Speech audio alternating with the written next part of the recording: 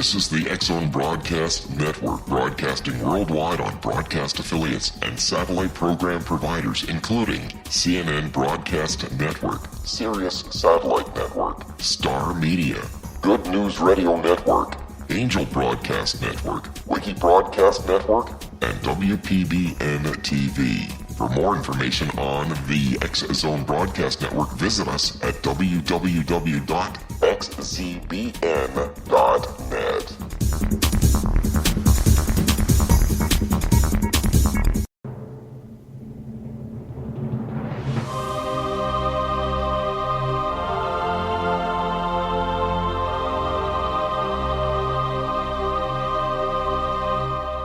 The Science of Magic with Gwilda Wiyaka is largely an opinion talk show. All opinions, comments, or statements of fact expressed by Gwilda Wiyaka's guests are strictly their own and are not to be construed as those of the Science of Magic or endorsed in any manner by Gwilda Wiyaka, Relmar McConnell Media Company, its affiliated networks, stations, or employees.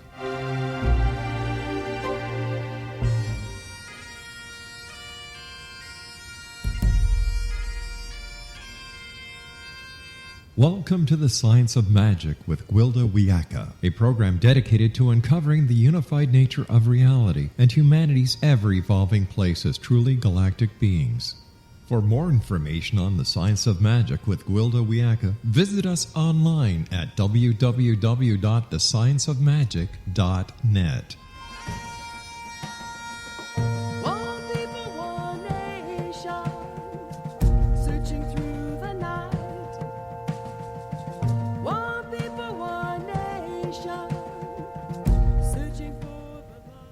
Hi there. Thanks for joining me once again on the Science of Magic, where we combine the science and magic of today's leading topics to co-create new solutions and hopefully promote evolutionary thinking. I'm your host, Gwilda Wiyaka.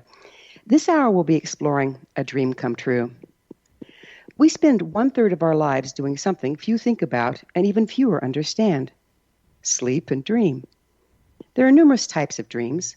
Some dreams process daily events we haven't had the time or inclination to work through while awake.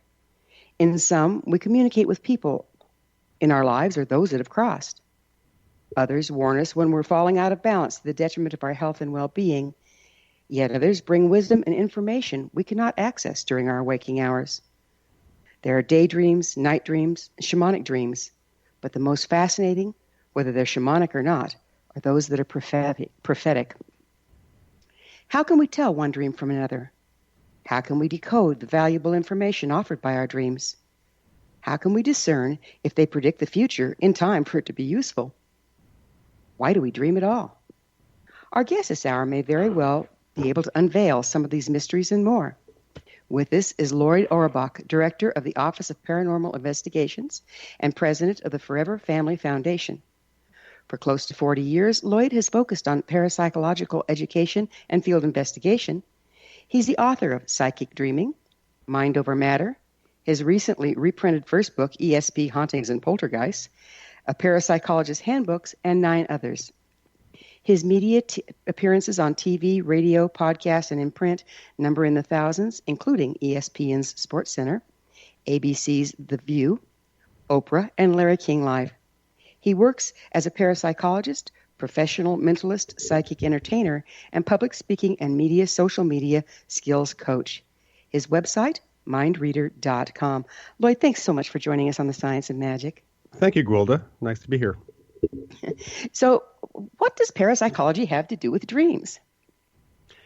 Well, not specifically, but psychic experience, the ability for people to pull information without the use of the normal senses, appears throughout our lives, throughout all states of our consciousness. And it just happens that the dream state is one of the most fertile for certain types of psychic experiences to pop in. Well, shamanism specializes in dreams, right? That's what they do, is they create an interactive dream at will by using ritual and procedures so that they can access the dream state where they can get this information as well. Is this the same kind of thing we're talking about? Well, it's a little bit different than that, because this actually happens to people on a normal basis. This is something we experience throughout our lives. And of course, the shamanic traditions also include pulling into other altered states of consciousness besides the dream state. But the fact is that most of us, because of our education, because of our culture, because of our belief systems, are kind of restricted in what we can do psychically. We have found in parapsychology that belief is the major restrictor, and it's also the major energizer for psychic experience and psychic abilities. So in the dream state, there are no rules, and consequently, people can actually be more psychic without having to find that those rules that we're believing in kind of get in the way. Well, we all dream, but Yeah. we haven't been using our dreams. So how do you get there from here?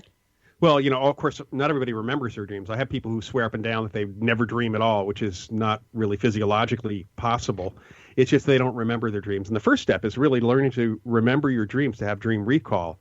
And it's an interesting thing that when you have an intention to remember your dreams and then you follow that up with a little bit of recording, whether it's writing it down or telling someone right away or speaking it into a recorder of some kind, you immediately reinforce the idea of remembering your dreams, and you'll start to remember more and more. The problem is that we tend to remember the dreams that we had just before we woke up, so that last sleep cycle. And we go through several cycles of sleep where we dream different times throughout the night.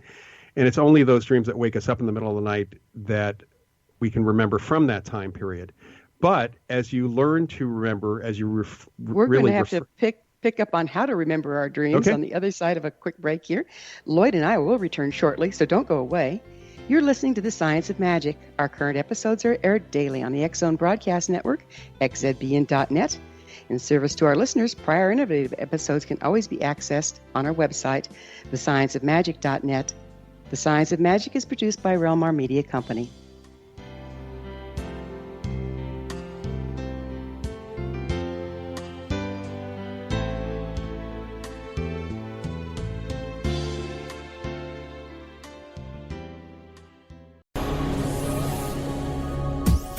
This is the X Zone Broadcast Network, broadcasting worldwide on broadcast affiliates and satellite program providers, including CNN Broadcast Network, Sirius Satellite Network, Star Media, Good News Radio Network, Angel Broadcast Network, Wiki Broadcast Network, and WPBN TV. For more information on the X Zone Broadcast Network, visit us at www.xzbn.net.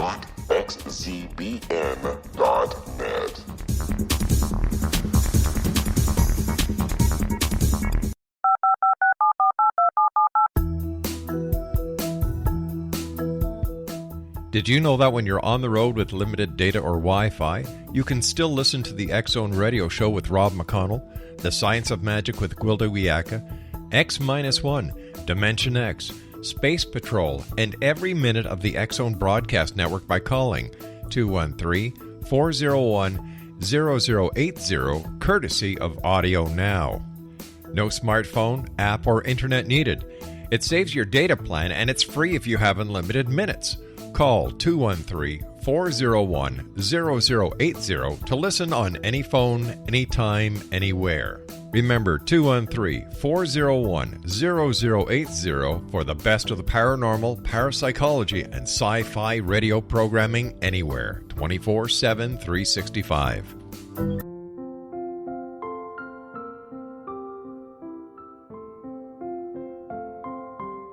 I am Dr. Carl O'Helvey, founder, president of a new cancer foundation focusing on evidence-based physical, mental, and spiritual interventions, including natural cancer cures, prayer, meditation, affirmations, nutrition, and other related holistic cancer prevention and cure modalities.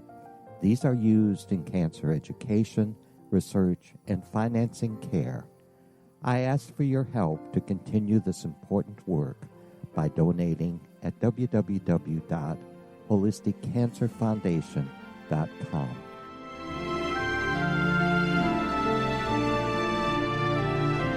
Hello, I'm Pete Marsh. With my daughter Justina, we will be presenting the new radio show, Too Good to Be True. If something seems too good to be true, it usually is. But with the help of Justina's amazing gifts, we're going to gain insight into questions that don't yet have complete answers.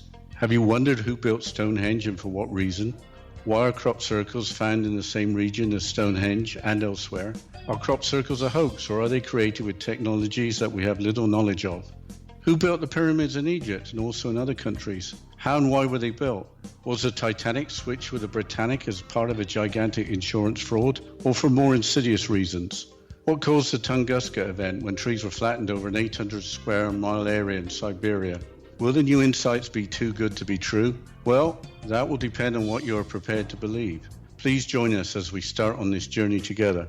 For more information on Too Good to Be True, visit www.xzbn.net. Little children aren't the only ones afraid of the dark. Millions of soldiers return from war zones with PTSD, anger, frustration, fear, and loneliness, much of which surfaces during the darkness of the night.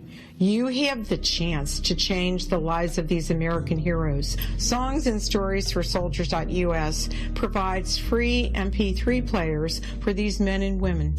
With a list of 3 million songs in 16 different styles, 100,000 audiobooks, and 30,000 old-time radio programs, every veteran can find something to soothe and comfort them at no cost. All our players contain an 8-hour audio program designed to help veterans fall asleep. With 1,500 plus vets now participating, it's our goal to deliver 10,000 audio players this year. Go to our website at songsandstoriesforsoldiers.us. Help us help a veteran make it through the night.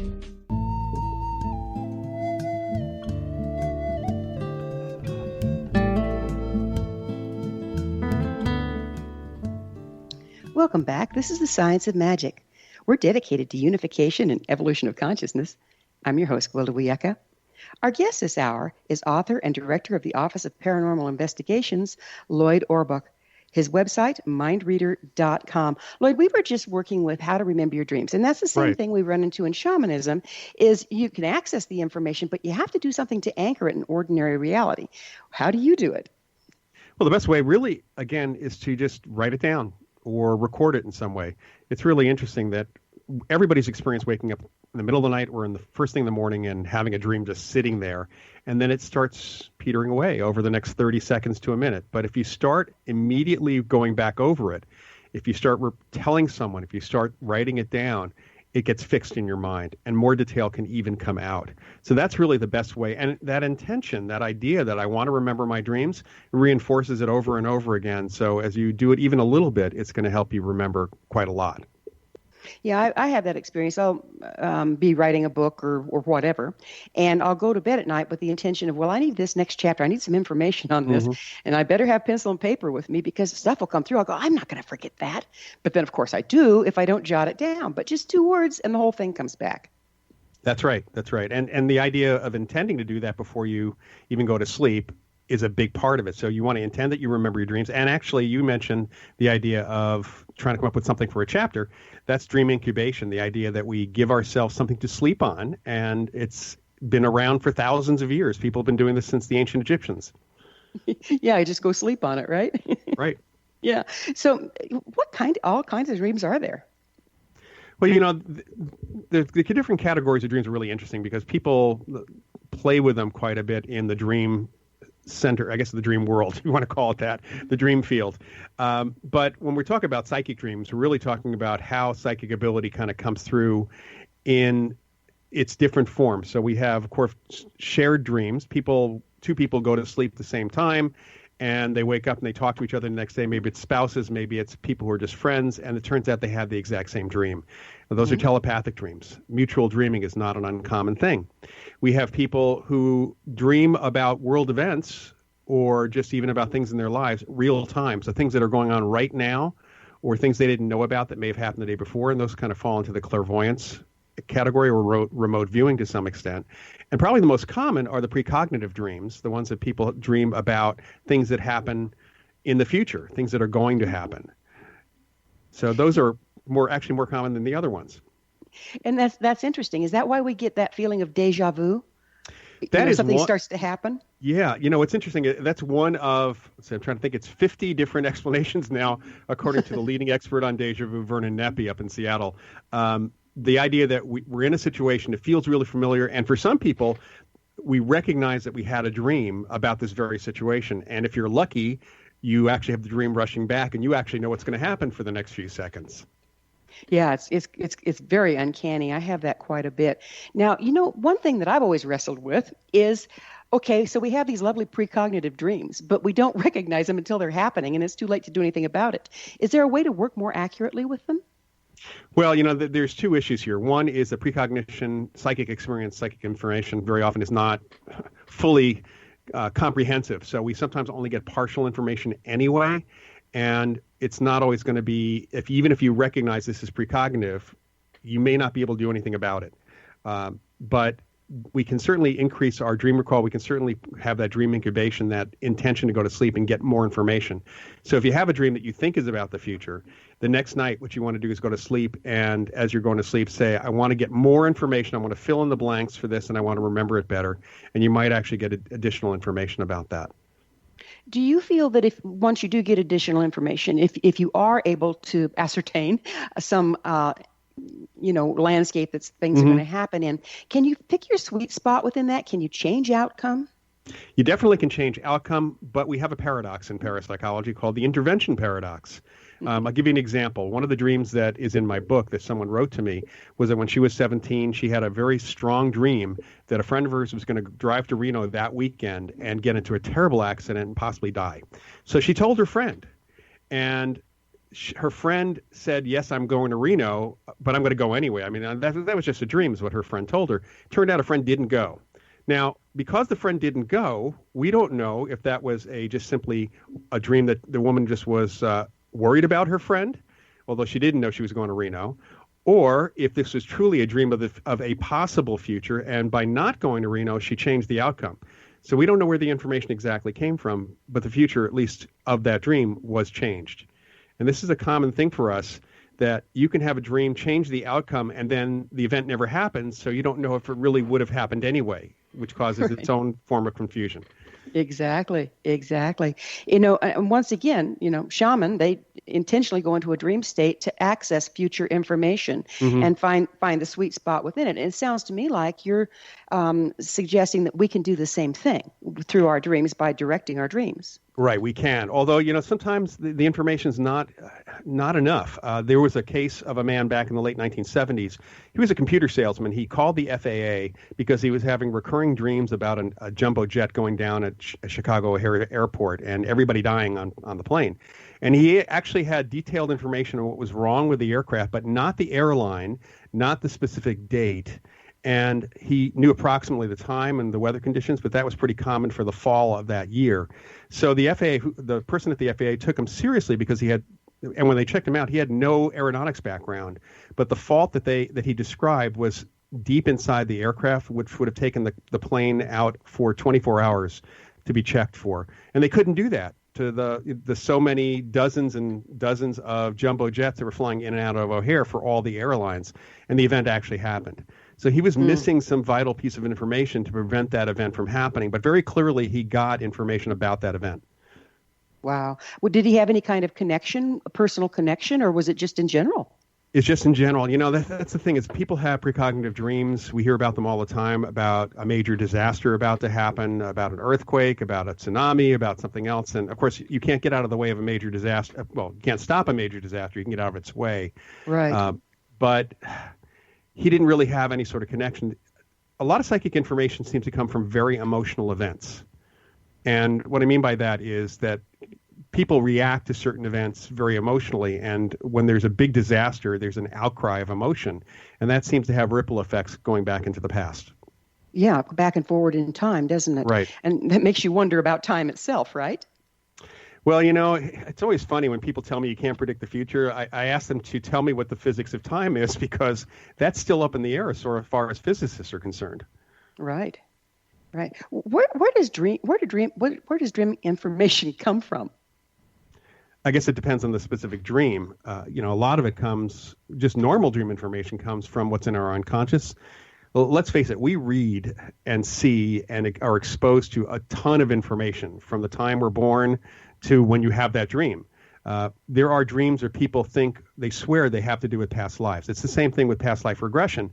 that really are not about past lives. There's information in those dreams that can be, if you're really careful and really look, can be traced back to a movie that the person saw when they were 5 years old, not to historical fact. So we have all this stuff that's in there. Plus we have an imagination. Plus we undoubtedly access information psychically, meaning information in the world around us. And very likely we access information from other forms of existence, other reality. So in our dream state, we're less anchored to this particular reality? That's not necessarily the case.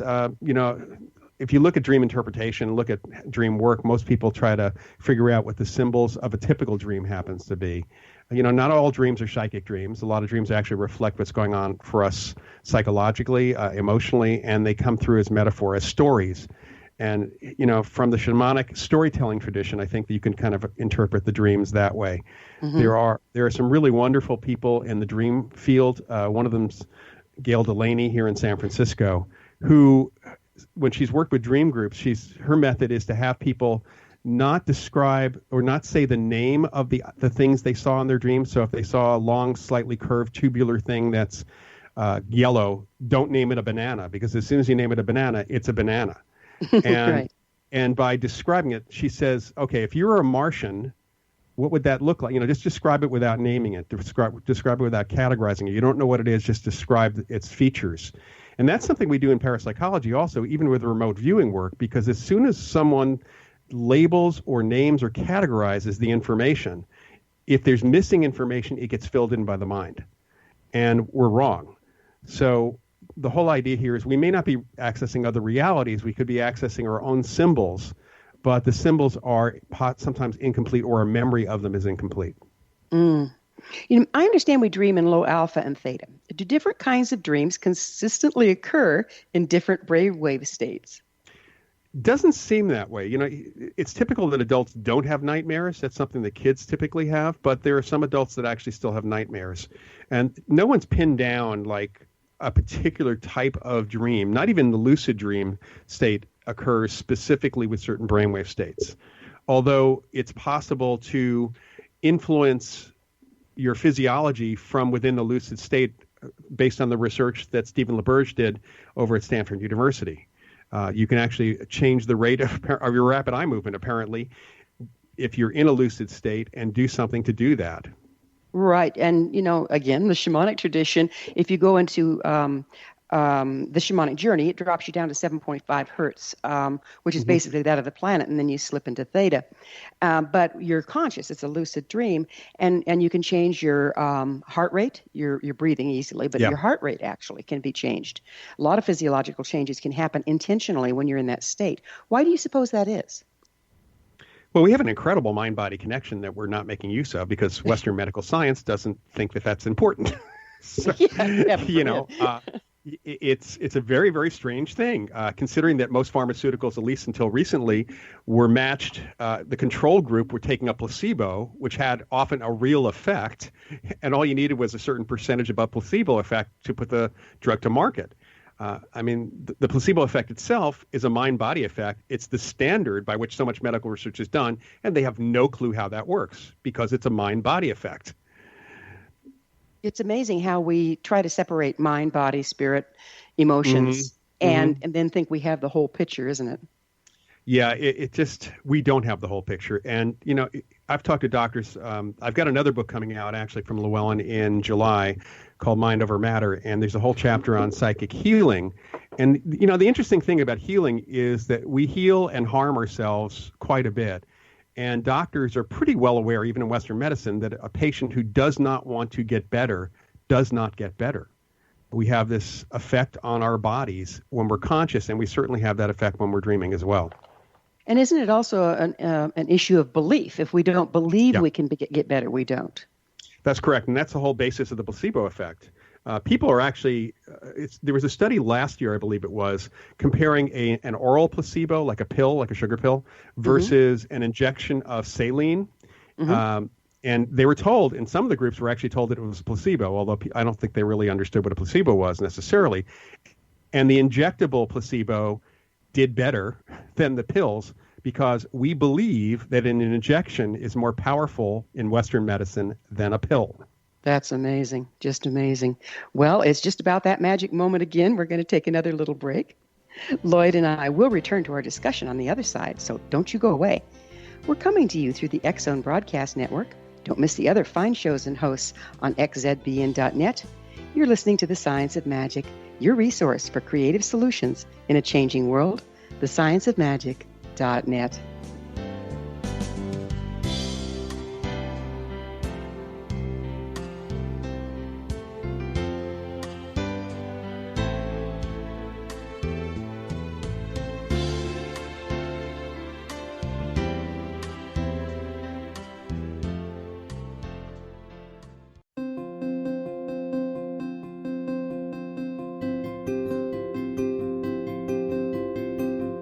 Dreams are our personal gateways into infinite wisdom. Don't miss shamanic counselor and indigenously trained dream decoder Sandra Corcoran's inspiring book, Shamanic Awakening Between the Dark and the Daylight. This remarkable work chronicles Sandra's 35 years of experience with diverse wisdom keepers and her initiations throughout the Americas and across the British Isles, Turkey, Greece, and Egypt. Sandy's knowledge of symbology, psychology, and myth influence her dream blog and workshops. Sandy offers private tarot readings, international journeys, a meditative CD, as well as her book, Shamanic Awakening, to encourage you as you navigate this earth walk, creating a deeper connection to yourself and all that is. Find this and more at Sandy's website, starwalkervisions.com.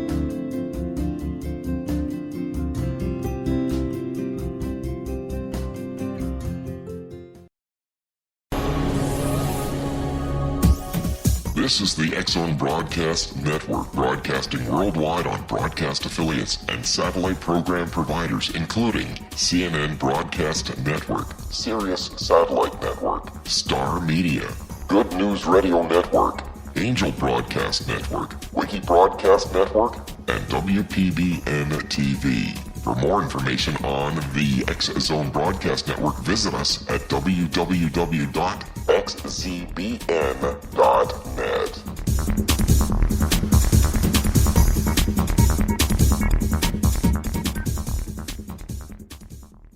How would you like to be able to read other people's minds? Well, the next best thing is here. When you know how to read a person's name, you know how the person thinks, feels, and behaves. Each letter in our name holds a key to unlock our true essence. Our name contains both our gifts and challenges in this lifetime. Mnemology science discovers personality secrets hidden in the placement of the letters of our names, including the first and last impression people remember about us. Sharon shows us how to interpret the arrangement of letters as outlined in her book, Know the Name, Know the Person. Sharon Lynn Wyeth created mnemology science after 18 years of research and testing her theories, and has supported thousands of people around the world in understanding themselves and others better. You'll enjoy Sharon's unique teachings as she shares her system to learn the gifts behind your given birth name. Even if you don't like your birth name, there are jewels in this book. If you're thinking of changing your name, ready to name your child, or wanting to get along better with others, this is the book for you. If you'd like to improve your relationships and change your life for the better, get the book today, Know the Name, Know the Person, or visit www.knowthename.com. That's www.knowthename.com.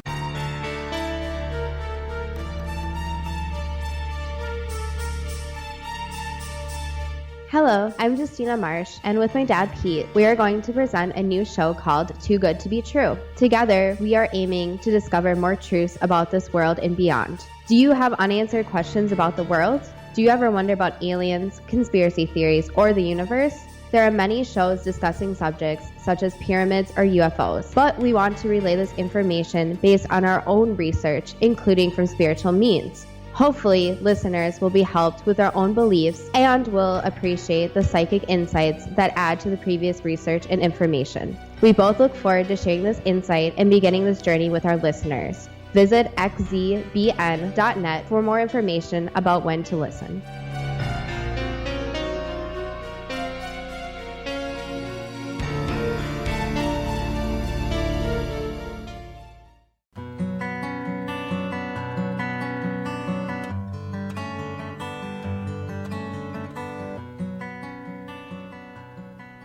Welcome back. This is the Science of Magic, a place where magic and science come together to promote enlightenment. I'm your host, Gwilda Wiyaka. Our guest this hour is author Loyd Auerbach. His website, mindreader.com. Loyd, we were getting into different kinds of dreams. We're having fun comparing them to how it works in shamanic dreams. What exactly is psychic dreaming? You seem to hold that separate from just a lot of the others. Well, we have dreams overall. And under that, we have various content. I mean, you can talk about nightmares as scary dreams and dreams that deal with your daily life, that deal with kind of the day residue.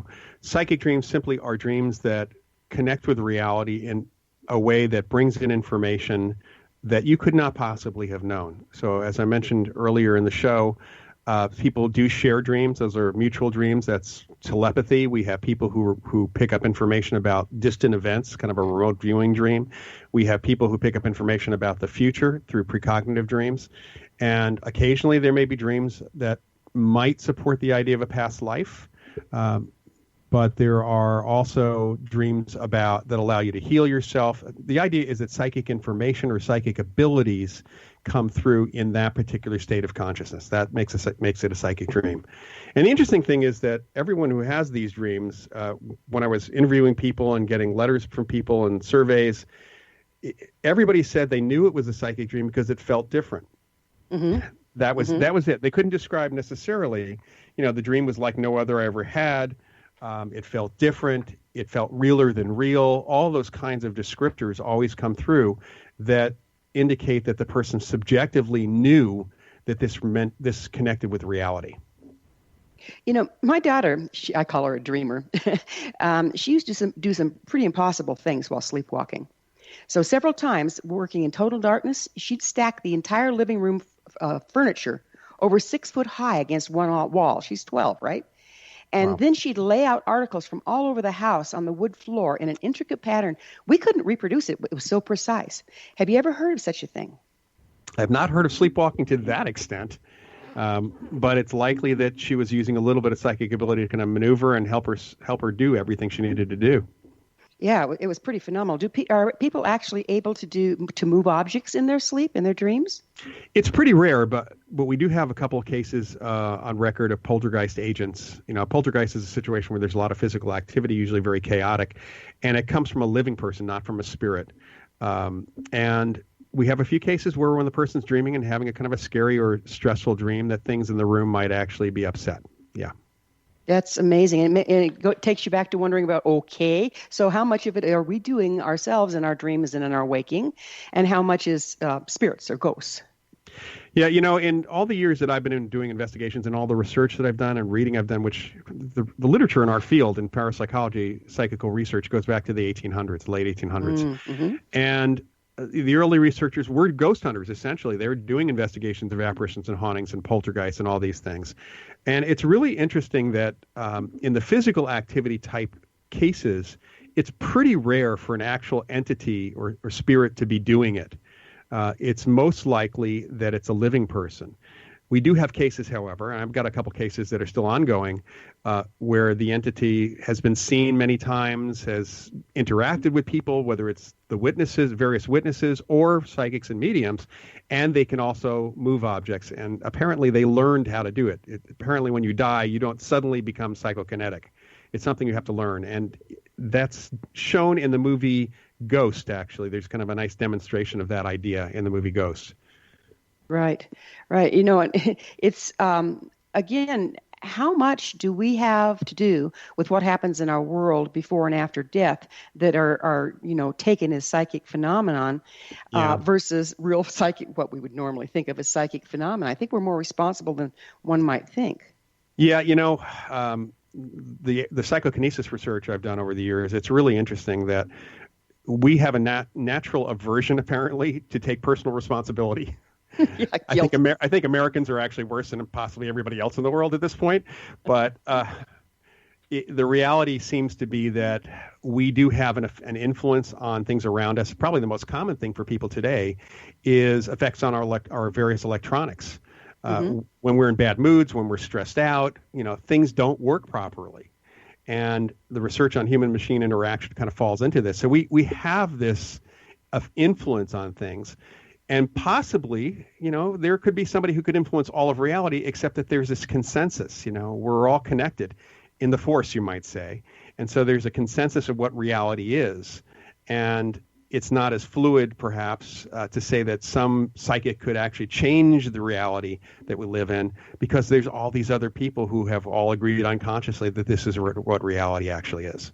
Right. So you're looking at the common denominator belief system, and Right. two is greater than the sum of its parts. When you put two together, the agreement is much more powerful. Absolutely. How do you see us being able to work beyond that to expand our capabilities? Well, we set limits on ourselves. Belief is the big thing, and belief is ingrained in us, especially around psychic functioning, from our early childhood. Our education system tells us it's not real. Science tells us, mainstream science tells us it's not real.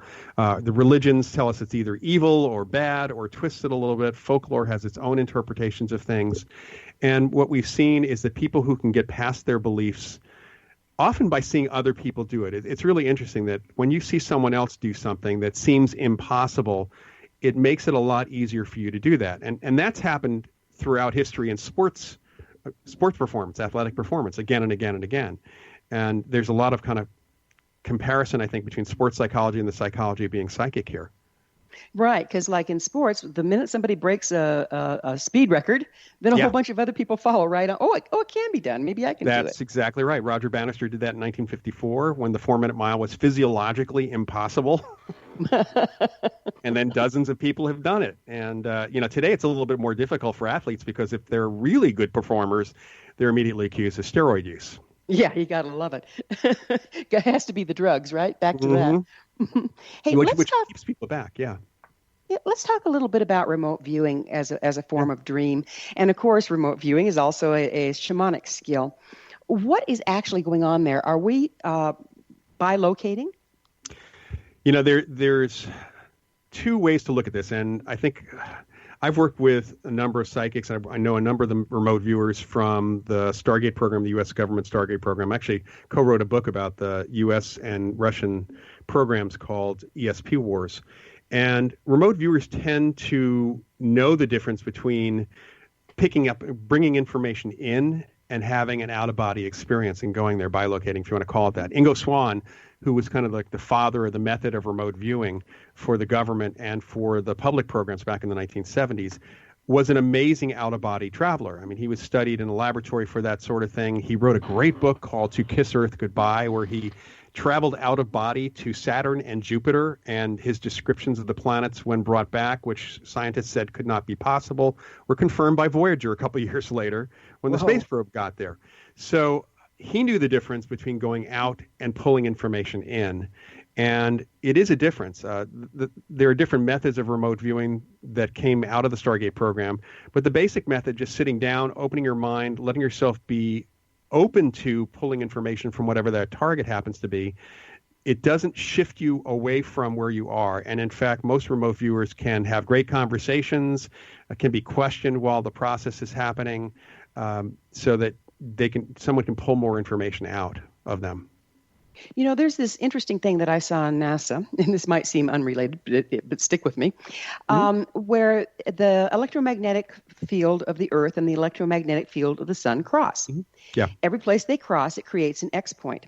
Every X point is a wormhole, basically, like out of science fiction, shortened distance between time and space. And NASA's got, probes out there investigating it. This is just strictly science, right?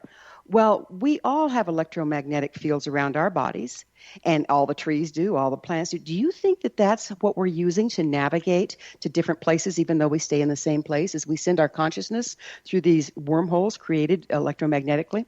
Well, the wormhole thing, I think that's just kind of a speculative term right now, because wormholes actually haven't been proven in science. But what you bring up a really good, important point, and that is there absolutely is a connection between the Earth's magnetic field and our behavior and our psychic ability. That's been shown in research since the late 1970s by Michael Persinger and other researchers, that when there are highs and lows, shifts in the Earth's magnetic field, which shifts locally quite a bit, we actually can have certain abilities enhanced or blocked from happening.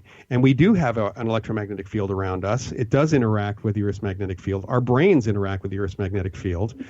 We have magnetic particles in our brain, and Persinger actually built something called the God helmet or the Shakti helmet, which simulates changes in the Earth's magnetic field, which is not a very strong field to begin with, and causes people to have visions, hallucinations of varying types depending on how the field is kind of triggered in their brains. So we have this real connection. Plus, human beings may actually have a magnetic sense. Certain animals like pigeons and sharks and a number of other animals actually have a magnetic sensory organ. And we may have some form of that in our brains as well. Right. The shaman use that all the time because they do what they call casting a circle. But basically, it's orienting yourself to the magnetic poles of the earth and then putting yourself in the center of that before they do any kind of work. And that's universal with every shamanic practice. There's got to be a reason for it, right? Right. And people can, we've all met people who suddenly know direction without being told anything. They can tell where true north is. Right. They're picking up the magnetic field of the earth. And to say that human beings don't do that is ridiculous, considering the fact so many people have done that. Exactly. We've got a few minutes left in this segment. What exactly is lucid dreaming? How does it differ from what we've been talking about remote viewing?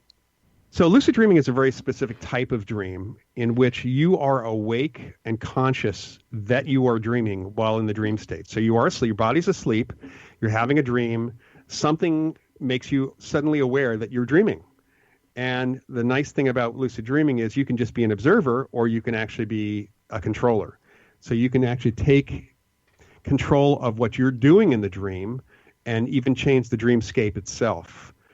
People can suddenly, fly. They can have superpowers. They can change the reality as they see fit. They can ask. This is an interesting thing that a number of dream workers have suggested. If you're having a lucid dream and you see something, ask it what it represents. I mean, if you really want to know what the subconscious meaning of things are, in a lucid dream, you're aware you're dreaming. You can actually just ask questions of the rocks and the monsters and the things that are there, and you'll get answers because it's your mind that's doing that. And in that dream, in that state, you can also say, I want to be a remote viewer. I want to see about what's going on across the world at this time. And I want to remember this dream when I wake up. Wow. So you've got a lot more control when you're in a lucid dream. Right. And there are ways, again, Stephen LaBerge, who I mentioned earlier, has written quite a bit about this subject. He was the sleep researcher who brought lucid dreaming into the world as an acceptable state back in the 1970s. Interestingly enough, a couple of parapsychologists, one in 1911 and one in the 1960s, tried writing and talking about the lucid dream state, but psychology said, oh, you're just parapsychologists, you don't know anything.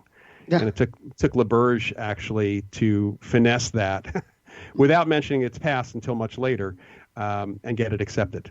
And his research has shown that you can actually become lucid in the dream too. Wow, it's not all that common though, is it? Probably not for people. I've met people who have said, I've had a few lucid dreams in my life, but not a lot. And I've talked to other people who have had lucid dreams occasionally. Well, we're going to have to pick up with this again on the other side. Lloyd and I will be back shortly, so don't leave us now. This is The Science of Magic, your resource to altruistic professionals of science and the esoteric, working to create common ground for the betterment of our world. Join our email family to receive our amazing topic-driven episode collections at thescienceofmagic.net.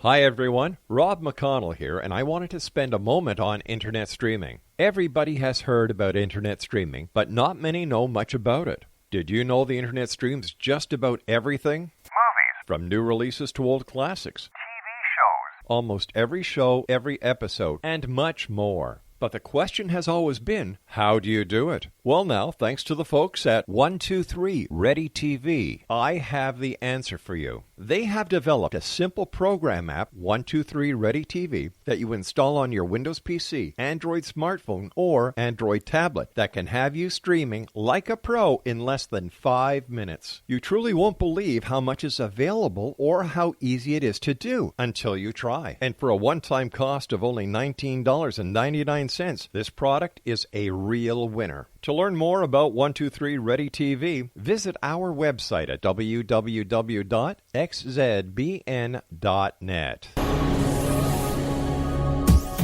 This is the X-Zone Broadcast Network, broadcasting worldwide on broadcast affiliates and satellite program providers, including CNN Broadcast Network, Sirius Satellite Network, Star Media, Good News Radio Network, Angel Broadcast Network, Wiki Broadcast Network, and WPBN TV. For more information on the X-Zone Broadcast Network, visit us at www.xzbn.net.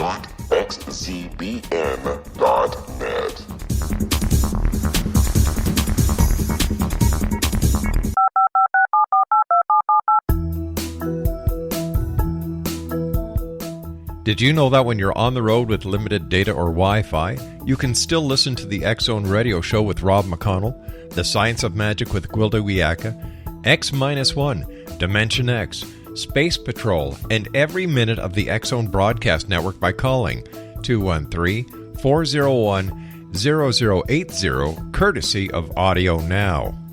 No smartphone, app, or internet needed. It saves your data plan, and it's free if you have unlimited minutes.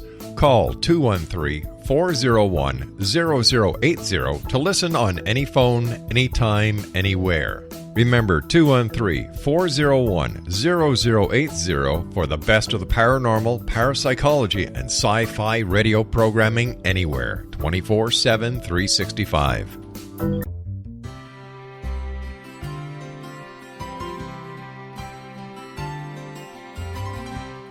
True healing must address 4 levels: physical, emotional, mental, and spiritual, for us to live joyful and productive lives. We tend to treat 3 of the 4, leaving the spiritual languishing. If you're tired of the same dysfunctional patterns cropping up in your life, Soul Balancing is for you. Trixie Phelps, owner and founder of Soul Balancing, is a naturally gifted energy healer trained in numerous esoteric forms, including shamanism. Trixie has created a powerful modality that safely and effectively clears your energetic field. A soul balancing session can remove interference, heal trauma, and restore your hope. Contact Trixie for a life-changing long-distance session today, www.soulbalancing.world.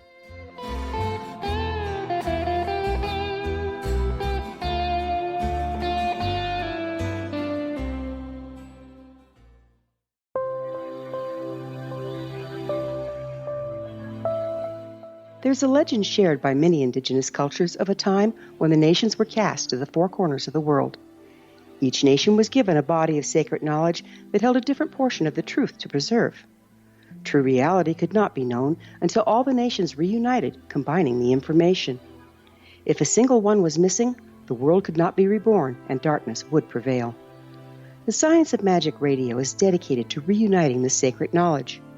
With the understanding, none of us has all the answers, but together we can open new perceptions and possibilities. Through our combined vision, the world can be reborn into a place where darkness no longer prevails. Join me, Gwilda Wiyaka, and the Science of Magic daily on the X-Zone Broadcast Network, xzbn.net, or visit us at thescienceofmagic.net.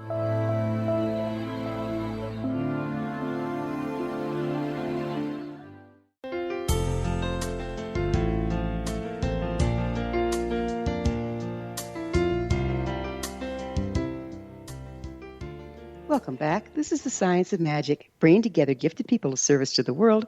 I'm your host, Gwilda Wiyaka. What's up in your world? Email me at info@thescienceofmagic.net. Suggest a topic that's on your mind. You're probably not the only one interested. Again, our guest this hour is Director of the Office of Paranormal Investigations, Loyd Auerbach. His website, mindreaders.com. Loyd, what is the difference between daydreams and night dreams? Well, daydreams where we may be in a light-altered state of consciousness, but we are not in that deep state of sleep, or actually coming out of that deep state of sleep. So people have daydreams throughout the day, throughout their waking consciousness, and they can still be, kind of in a light-altered state, a very relaxed state, a distracted state, a dissociative state, but it's really more directed. A daydream is much more directed imagination than a dream that happens when we're sleeping. I've had the experience of having precognitive daydreams. Can you speak to that? Sure. Just opening your mind to kind of speculating to brainstorming can allow you to get additional information coming in. The thing is that when we talk about remote viewing, for example, or any psychic experience, if you just sit quietly for a moment and think of a target, think of something you want to know, and then just let your mind go, let it wander, and note whatever comes in, again, without naming it, at least at first, you will very possibly get some psychic information right off the bat. And if you specifically ask for a little precognitive information, what's going to happen next, where am I going to be in 2 hours, for example, you very well likely may get that as well. So it also can be used to connect us with our psychic ability, a daydream as well as a night dream. Yeah, it's interesting that the problem, of course, in the daydream situation is that you really have to analyze what was pure imagination and what might have been reality. Because I can sit down and think about a meeting I'm going to in a few minutes and what the meeting is going to be like, and it may have nothing to do with what the meeting actually is like. It may be not psychic at all. I also might get the information, and suddenly in the meeting I realize, oh my God, my daydream was exactly on point. So it doesn't come with the same kind of quality definer that you get with dreaming, with actual sleep and dreaming type dreams.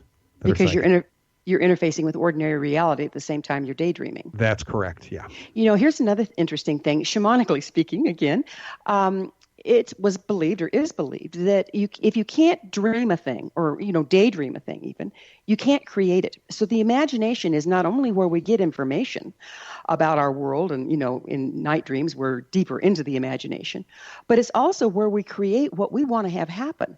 Have you looked into that? Not specifically. I mean, we're talking about the magic of intention in some respects. We can certainly influence our own experience and our own interface with the world around us when we're daydreaming. We can actually do things that creatively that influence us unconsciously and how we react to people and what we do. We can program ourselves for a lot of things that way. And we can also use that for the psychic experience as well. Yeah, it's amazing, isn't it? How about when we dream of dead loved ones or not so loved ones? Are we really communing with them, or is it just allegorical? So that's a really interesting area. The idea that we get visitations in our dreams from deceased loved ones, or as you said, not so loved ones. Again, what's interesting when those happen to people, there are some really interesting things that happen. First of all, people do have dreams or wake up from a dream that someone has just died and come and said goodbye. And then they come to find out that person actually did die. And what this seems to indicate is one of two things. Either the person was actually kind of dropping by to say goodbye, or your ESP, while you were sleeping, became aware that the person had just died and gave you that sense that the person was there in order to warn you, to let you know that was going on. But there's also often a difference in how it feels to people. People say, nope, the person was actually in my dream. The person interacted with me. This wasn't a normal dream, and it wasn't a normal interaction in a psychic dream. So people can tell the difference when it is a visitation dream. And of course, people who have some sort of mediumistic ability may have those kinds of dreams more frequently, where spirit has been trying to contact them while they're conscious, but they were shut down while they were awake, and just to prevent too much communication, and while they're asleep, they're a little bit more open. Wow. On several occasions, I've been woken from a dream of someone, and I can still feel and almost see them in the room, or sometimes I could smell their aftershave or cologne. What's going on there? This could be a residue from your dream, which happens as you're waking up. We're in something called the hypnagogic state, which is a great state, by the way, to have out-of-body experiences also. That's a very common state for out-of-body experience. It's a common state for unusual imagery from the dream to continue. And of course, we talk about imagery. That brings up visual stuff. But the fact is that we use all our sensory modalities in the dream state. We hear people talking. We might smell and taste. If you're eating food in a dream, you might actually wake up remembering that you had the taste of a filet mignon in your mouth. So all that continues. On the other hand, when an apparition or spirit does connect with us, we get more than just the visual. We may get the auditory. We may actually get olfactory. I've had my own experience, which was smell related. This is a whole piece of literature where people pick up the cologne or perfume or even body odor of someone who has died, and that's the only experience they have of that apparition of that spirit at all. So it could be one or the other. But we are very psychic in that hypnagogic state, and that's a great time for someone to try to contact us. Do you think our dreams are changing at this particular time? I mean, it's kind of hard to deny that things aren't accelerating, and there's a lot of evolution and devolution going on. Do you think our dreams are changing? I don't know if the content of our dreams is changing. Certainly, how much information we're exposed to has got to be influencing everything in us. We are, in this modern society, exposed to so much more than we were, let's say, 30 years ago. And things changed so rapidly that it's got to have an impact on our unconscious and certainly an impact on our dream states. We were talking earlier about how believing something is possible, or seeing is believing, basically, enables us to transcend what were our limitations. How much do you think the fanciful games and movies and stories that we've been exposed to from Star Trek on are having on our ability to conceive of larger realities? Well, I actually have been involved in teaching courses on pop culture and its influence on consciousness. And it's interesting that science fiction, comic books especially, which have generated all these films we're seeing today, but that's our modern mythology. Star Trek, Star Wars, those are our modern templates for mythology, along with Superman, Captain America, and all the other comic book heroes. And what we've seen in science is an amazing creativity because people were trying to duplicate things they saw in Star Trek. They were inspired by that. A lot of people went into science because of Star Trek. People get inspired by what they read in comic books. And while most comic book fans don't go off in the psychic world, some do. And I mean, that's kind of how I got into the field of parapsychology, is because of comic books and science fiction when I was a kid, seeing that these things tell me that there's much more to humanity, there's more potential, and we should really look into that potential rather than trying to shut ourselves down. So I think that as we're moving into a kind of a science fiction world, as we're seeing more and more of what's going on now, and there's so much debate about consciousness and what it is right now, and that's being explored in comic books and pop culture and in science fiction, I think we're going to see more exploration of this. In fact, there's a website that I'm part of that's launching on May the 4th called the Church of Jediism, which is, of course, based sort of on Star Wars, the philosophy anyway, but it's going to be a philosophy-based site, and we're going to be offering courses in everything from creativity and mindfulness and meditation to psychic development, those are the ones that I put together. So we're trying to come at this from the pop culture perspective, but so many people are interested because of that in spiritual evolution. We have about a minute left. What do you think is the single most important thing about working with our dreams? Just to know that you can ask yourself what the dreams actually mean and get answers. And they have meaning for our daily lives, and they have meaning for how we relate to other people. So don't ignore them. They can be very important. They can also be frivolous from time to time and entertaining.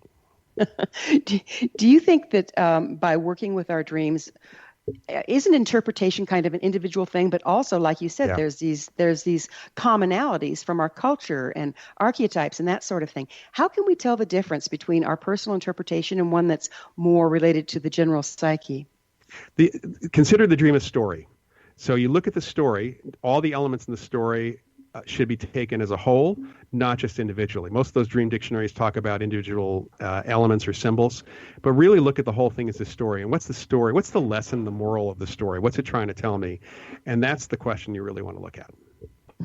And is there any use in referring to a dream journal if indeed or a dream interpretation, if indeed you bear in mind that this is just a suggestion to kind of get you going? From that very perspective, I think that's fine. In fact, I'd have like 3 or 4 dream dictionaries around and look at the same object or same symbol in every one of those and see how they differ and see which one triggers something in me. Triangulation at its finest. Yeah, exactly. You've got to love it. And is there multiple purpose dreams? I mean, do we have a dream that's precognizant and at the same time we're processing, that sort of thing? Well, certainly a lot of precognitive dreams are very mundane. They have to do with us personally. And while they may not be most exciting thing in the world, they would be things for us to watch out for, to kind of consider that are happening in the future. We're going to have to, time flies and we're out of it. Loyd, thank you so much for being on our program. You're very welcome. Thank you. Our guest this hour has been Loyd Auerbach, author of numerous books, including Psychic Dreaming, the Director of Office of Paranormal Investigations. His website, mindreader.com. This has been The Science of Magic. For in-depth exploration of leading-edge subjects from numerous authorities and viewpoints, join our email family at thescienceofmagic.net. Until next time, dear ones, may you be blessed with knowledge and comforted with love as your dreams come true. One people, one nation, searching through